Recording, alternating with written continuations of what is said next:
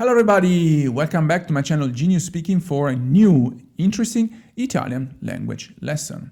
This very lesson is the second chapter about Italian verbs conjugation. The first video I leave in the description sets the basics, what you need to know about how in reality the Italian language, the everyday spoken Italian language, deals with modes and tenses. But that very video has the main purpose to act as a general hub to connect different chapters. After that introduction, we can dive into the juicy stuff, the grammar rules that will tell us how to properly conjugate Italian verbs. First, how Italian verbs conjugation works. The most important thing to understand is the person and the number are indicated by the endings. The verb, precisely through the variation of the endings, tells us which personal pronoun, singular or plural, or which person or thing, singular or plural, it refers to. The verb is always related to the subject. Therefore, the Italian verb has three persons. Each one can be singular or plural. The first person, it is used when the subject is the speaker, or whom is sending the message. In English, we have I, which is the first singular person, and we, plural person.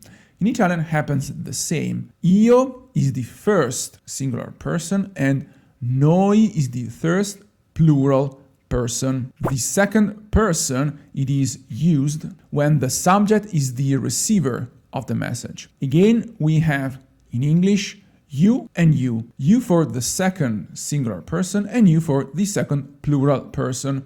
While in Italian we have tu for the second singular and voi for the second plural. The third person, it is used when the subject is what is being talked about. In English we have three singular persons, he, she, it, and one plural, they. In Italian, happens differently. For the singular persons, we have only two of them, lui, lei, while for the plural, again, we have two different persons, essi and loro. However, pro tip for genius speakers, two person for singular because in Italian there's no neutral gender. Things can be either masculine or feminine. That's why we find only two singular persons. But for what concerns plural, it is true that potentially there are two of them, essi and loro. However, essi is a very archaic way to refer to the third plural person. Nowadays is more often used loro. Summing up, every verb normally presents 6 different endings. Every ending corresponds to one of the 6 persons, 3 singular and 3 plural.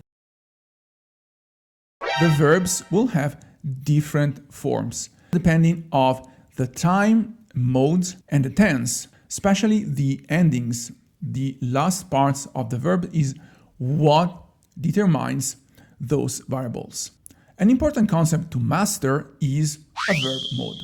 But what is this mode? Modes of the verb are simply the way in which the actions described by the very verb, situations, and facts are presented to the listener. The first important distinction is between finite modes and infinite modes. Finite modes are called in that way because in these very modes the verb possesses a finite number of persons and genders. By the other hand, infinite modes do not act the same. Infinite modes do not refer to any particular person or number. But what about infinite modes? Well, infinite modes are as well as important as finite modes, especially because infinite form it is used in many Indo-European languages to set the dictionary form of a verb, the main and core form that determines the main meaning of each verb. Infinite mode is very important, especially in Italian language, because the dictionary form determines, and I stress this again, it determines the main conjugational pattern of each verb. How is that possible? It is possible because in the dictionary form we found the very basics of Italian verbs, because every verb, it is constituted by three main parts. The first part is the radix of the verb. Then we can find the thematic vowel, which is very, very important. Keep this in mind. And last but not least, we have the ending. The radix, of course, depends on which verb we are going to take. It is the very meaning of the word, gives its syntactic and ideological meaning. The second part, the thematic vowel, it is extremely important because in Italian language we have three different thematic vowel: a, e, I, and then the ending is always re because we are addressing to the infinite form. But the thematic vowel is again the vowel that determines the conjugational patterns of the very verb. I'll make an example. Just take the verb parlare, speaking. Are is the ending, the compound of thematic vowel, which is different from each verb, and the ending re, which is always the same. If we take another verb, mangiare, to eat, the pattern is the same. Those verbs have in common the same thematic vowel and of course the same ending. Probably they follow the same conjugational patterns. Yes, and that is true. If we take another verb, vincere, to win, in this case scenario you can spot that vinc, the radix changes because we are using another word, another verb with different meaning. The thematic vowel changes, is not a anymore but is e, while the endings is the same. Because the thematic vowel differs, that means the conjugational pattern will differ from both parlare and mangiare. Third example could possibly be the verb sentire, to hear. Again, ire, I. We have another, so the third thematic vowel. Therefore, we must tap into a third different conjugational pattern to deal with this very verb. Summing up, if you take the dictionary mode, the infinite mode of Italian verbs, we'll notice every verb ends in three possible different ways: are, ere, ire, depending by the thematic vowel associated to each verb. To every thematic vowel corresponds a different conjugational pattern. Are, so verbs having the infinite mode ending by are considered belonging to the first conjugational pattern. The first conjugational pattern could possibly be considered the most regular in Italian language. However, there are some peculiarities to keep in mind.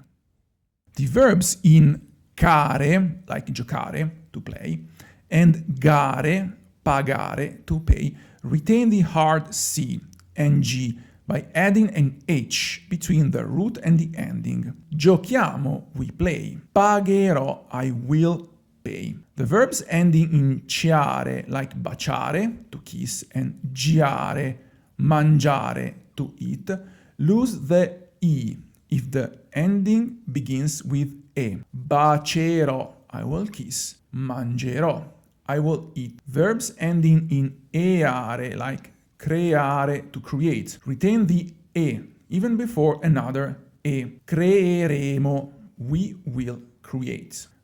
The second conjugation includes verbs ending with ere. These second conjugational patterns could possibly be considered the most irregular in Italian language because it is full of exceptions.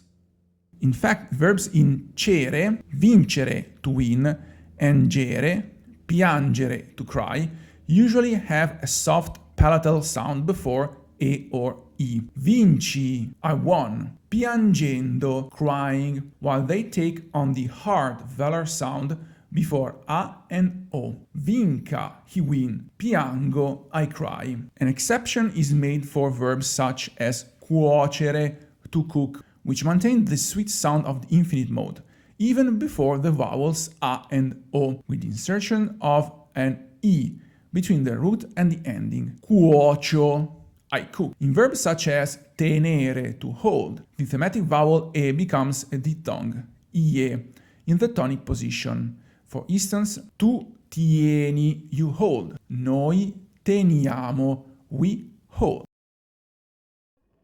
Finally, the third conjugational pattern is reserved to verb with the dictionary form ending by ire. Ire is a pretty straightforward conjugational pattern. However, many verbs add the suffix isc to the root in the three singular persons and in the third plural person of the indicative mode. Io finisco, I finish. Ladies and gentlemen, class is dismissed. Remember to subscribe, hit the like button if you like the content I spread through YouTube platform. But stay tuned for the next chapter about tenses. After that, we will start to really dive into analyze every single conjugational pattern for the main or most diffused verbs in Italian language. In the meantime, remember, speak like a genius. Bye.